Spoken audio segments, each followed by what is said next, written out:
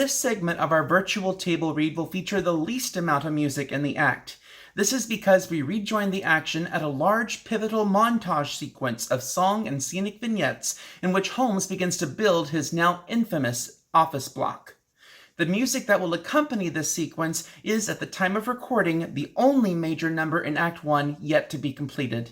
We hope that you will overlook this temporary omission and imagine the flurry of activity as you continue to enjoy the story. Holmes, on the other hand, was never satisfied. He never knew how to be satisfied. His newest obsession came in the form of a large, empty piece of property at the corner directly opposite the newly renamed Holmes Pharmacy. Holmes wanted to expand his growing business empire, and his present location could no longer contain his lofty ambitions. The only problem he came to encounter was how to make his obsessions become a reality. Of course, such details had never stopped him before. Dr. Holmes, may I have a word with you? Who are you? Head contractor from Aetna Iron and Steel. Remember? Oh, yes, the foreman. Well, what do you want? Sir, we've been laboring on this site for months now, and it's recently come to the attention of our offices that you have yet to remit payment on any of our materials or our workers. And? And? You signed a contract, sir, and we have obligations of our own to worry about.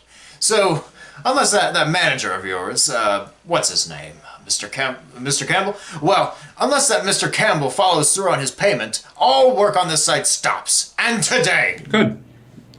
Very good. Resignation accepted. I was planning to request that Campbell dismiss your team for their subpar performance anyway. Subpar?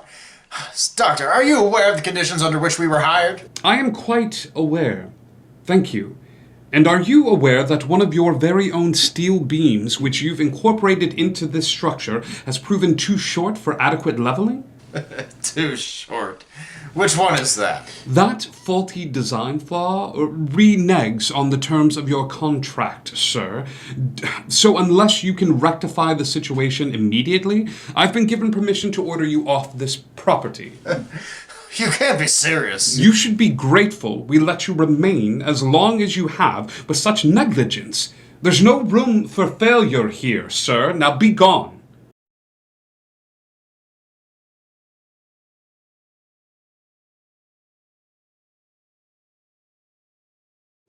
Dr. Holmes. Pardon me a moment, my dear. Yes, what is it? We have come about the safe that you purchased. Ah, yes. The walk-in vault. Yes, I am most pleased with it. Thank you. Well, we, sir, are not. Your repeated failures to pay for the item have left us with no choice but to repossess the fixture in question. My men will be here to begin uninstalling this very afternoon. So drastic. Has it really come to this? Yes, sir, it has. You have failed to comply with the standards of the contract, and therefore we have come to collect on the company's behalf. Very well. Go ahead and take the safe. But I warn you not to damage the building in the process. Those are the terms. Sir, that is impossible. Removing the vault door alone will require tearing out an entire wall. You may collect your safe, my good man, but you may not damage the property. The building is not mine to damage, after all. Speak with Mr. Campbell on the matter further if you so choose. Mr. Campbell has failed to follow up on any of the correspondence that we have submitted, Dr. Holmes, which is why I've come to you directly. Well then, you've certainly found yourself at an impasse, haven't you? Why don't you register your grievances directly with Mr. H.S. Campbell, not with me? And if he'll have none of you either, then I guess there's nothing more to be done with it. And don't even think about tearing out that wall. Now, my dear, about that position I promised you.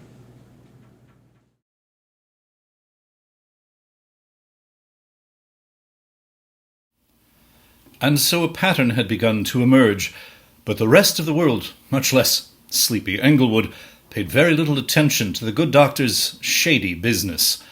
For at the very same time that Holmes' grand edifice continued to grow at the corner of 63rd and Wallace, disturbing news came from abroad. A madman, a killer, stalked the streets of London, ravaging ladies of the night, leaving behind a bloody series of murders so gruesome that he had come to be known simply as the Ripper. While rumor and fear continued to spread, the citizens of Englewood remained content in their knowledge that nothing so horrific could ever occur in their quaint and humble community.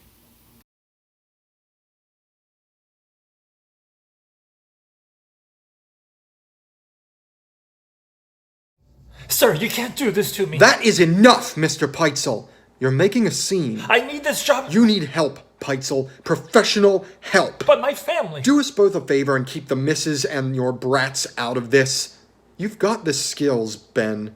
But you've proven unstable at the best of times and a boozer at the worst. That is no way to support a family, much less run a business. I don't need another drunken bum on my site. Please, one more chance. You are hereby discharged, Mr. Peitzel, without pay. Now get off this work site before I am forced to summon the authorities.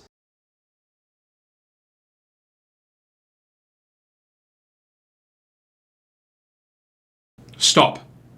Mr. Peitzel, put it away. Dr. Holmes! You didn't deserve that, you know. You're a diligent worker when you put your mind to it. I've been watching you lately. Don't allow that other man to make you feel inferior. But sir, how can I face my wife and children after this? He still owes me. I can't show up with nothing. Carrie will kill me if I could use a man with your multiple talents on my staff once this building is completed. What sort of work would you be willing to do? Anything, sir. Anything you have to offer. Good. Then I suggest that you run home and you inform your wife that you've a new employer starting today. And don't trouble about the money, you'll earn it back. As for you, sir, I've no time for arrogance and intolerance in the completion of my building. You are all hereby discharged. But Dr. Holmes, without severance. Now take your shoddy craftsmanship and be gone before I call for a formal inspection.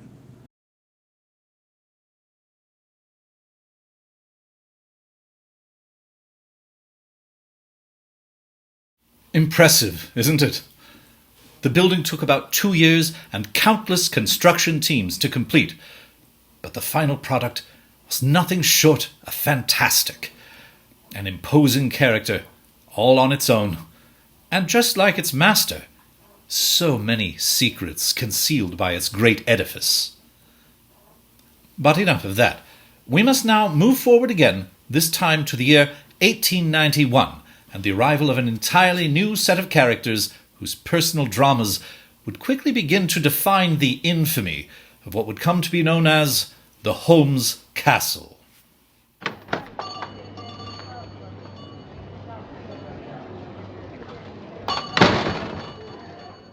Henry! The creditors from the furniture store just dropped by my office again. I've been keeping them at bay the best I can, doing what you told me to do, but I'm running out of ideas. They want their money. Oh, God, I could use a drink. Ben, calm down. We've dealt with this before with others. We can deal with this again. So what are we going to do? Stall them. If we have to, we'll relocate your office. Again? It will take them weeks to find you. We'll put in a change of address. For now, defer them to Mr. Campbell. There is no Mr. Campbell. You know that, and I know that. But they don't. And they never will. As long as we keep this up, we play our cards correctly, and there's no need to pay any of these people. Here, take these up to the office for filing, please. Ben, you haven't discussed any of this with Carrie, have you? You know that I depend upon your integrity. Yes, sir, I know that. That's why. You're my right-hand man.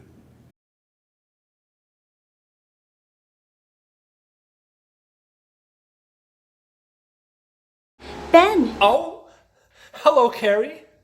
What are you doing here? Making rounds. Desi's looking after the little ones for now, so I can't stay long. What's wrong? Tough morning? No, just didn't sleep well, I suppose. I could tell you were tossing all night long. Howard says hello. He's so proud of his daddy and his new job. He's really starting to miss you, though. Missing all the time you used to spend together. I know. Ben, it's all right. I understand. The doctor keeps you busier than ever these days. But couldn't you ask for a day off once in a while? Your family wants you home more often. I know I certainly do.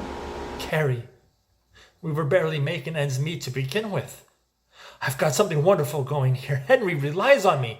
I don't want to let him down, not now. I can't afford to. I'm worried he might be taking advantage of you.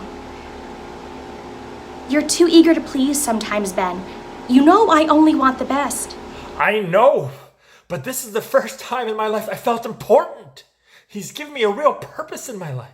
You've always been important to me. I thought we gave you purpose too. Please, Carrie. At least think about asking. For me? I will. I promise.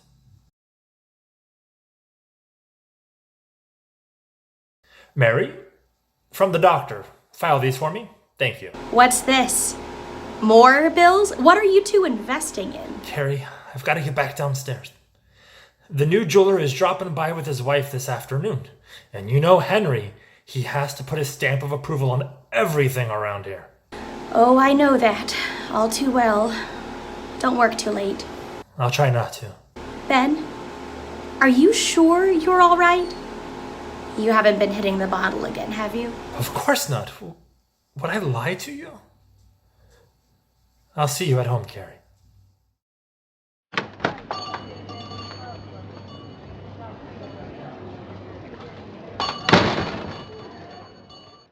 Well now, good afternoon, madam. A very good afternoon to you both. And what, pray tell, brings you here today?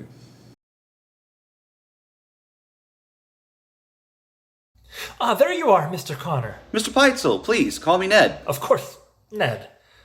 Allow me to introduce to you to Dr. Holmes, the building proprietor and your new employer.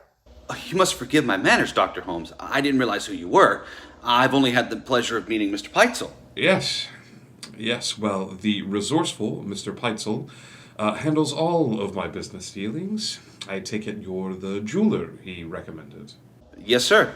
I've long felt that a jeweler's counter on this block might attract a wider and more financially comfortable range of clientele. Wouldn't you agree, Mrs. Connor? Oh, yes. That's a wonderful idea.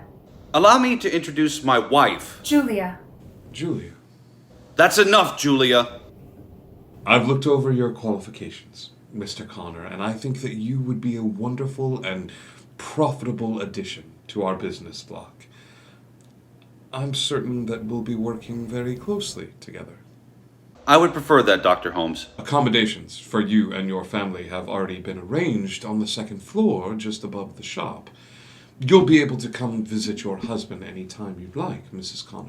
I'm certain Julia will be far too busy with her maternal responsibilities. Maternal? Yes, sir. Our daughter Pearl is only 6 years old. She will need her mother nearby to be better adjusted to her new surroundings. Relocating a family can be so stressful on a young girl. Our Mr. Peitzel already has 3 girls and a boy of his own. I'm sure that children could help make your little one feel right at home. Isn't that so, Benjamin? Yes, of course. And with playfellows close to her own age. Pearl, was it? Pearl should be no trouble to either of you. Perhaps we might even be able to find something for Mrs. Connor to do, here in the store, of course. I'm not so certain about that. I'd love to. No, I won't tell you again, Julia. A woman belongs in the home. And home will be right up those stairs. Please, Ned. We can discuss the detail later if you'd like. Yes, I think I'd prefer that. Mr. Peitzel, why don't you show the Connors up to their new quarters? The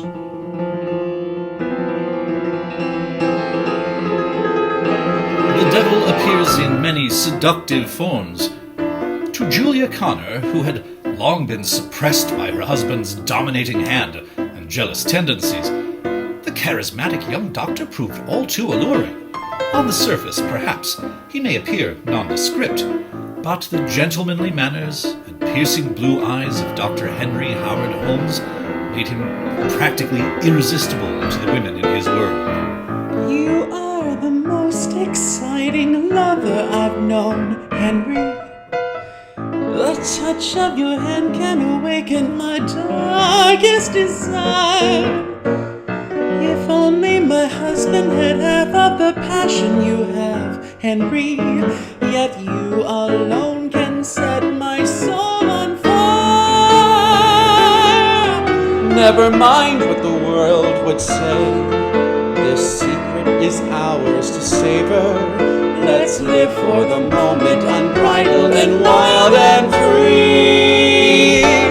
For how can it be wrong as long as you're here with me?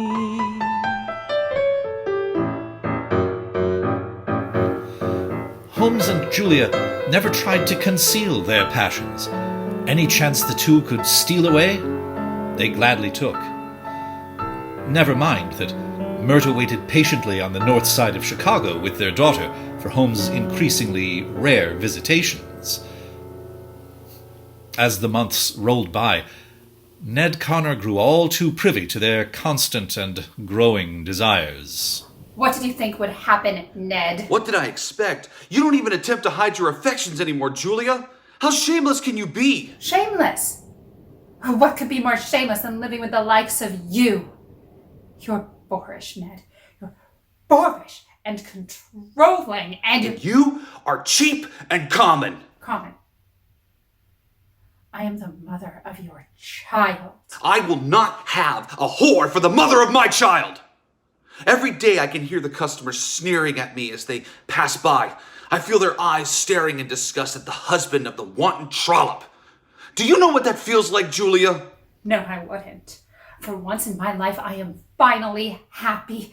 Henry and I are in love. He's using you, Julia. And what would you know about it? You're nothing more than a plaything to him, Julia. His latest conquest.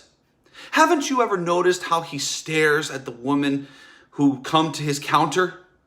Don't you realize how often the women on staff turn over? How fast they seem to vanish? I'm sure they all felt the same way that you do right now. Go to hell, Ned! I'm already there, Julia. I've had enough. I'm taking Pearl and we're leaving this place. Over my dead body! Ned Connor left Inglewood at the end of that summer, finding new work in Chicago, vowing to return for Pearl. In time, he would find another, while mother and daughter were left under the care of the good doctor. Come November, Julia announced she had a surprise for Holmes. A child?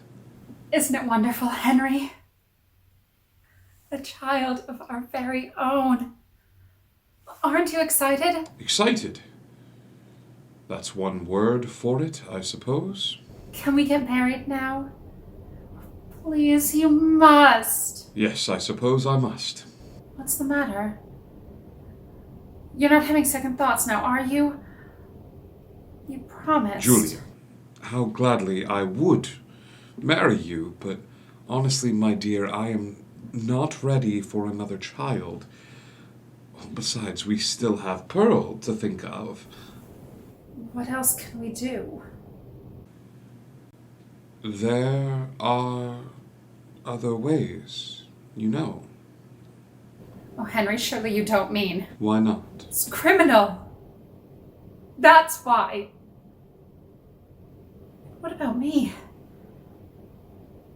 How could I? Don't forget, my sweet, that I am a doctor. I could handle the procedure myself, discreetly. No one else needs to know. It is all for the best. Wouldn't you agree? I don't know. You're asking so much of me. Julia, You want us to be together, don't you? Yes, you know I do, but... Then do this for me. And in a few years' time, when we are better prepared, we'll have another chance. Plenty of other chances. Besides, it wouldn't be fair to the child, to you, to us, to grow up under a cloud of disgrace.